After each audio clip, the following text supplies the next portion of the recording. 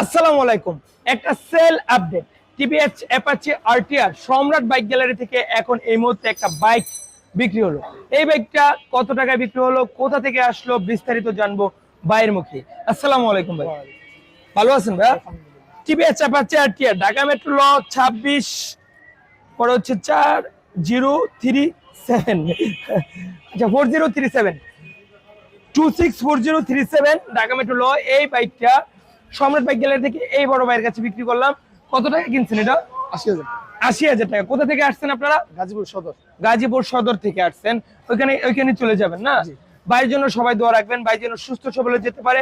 আর আমাদের লোকেশন হচ্ছে নরসিংদী জেলার প্রাণকেন্দ্র Madhabdi bus stand. Bus stand নেমে 20 টাকা ভাড়া নিবে জালপট্টি মসজিদের সাথে মিড টাওয়ারে অবস্থিত সম্রাট বাইক গ্যালারি।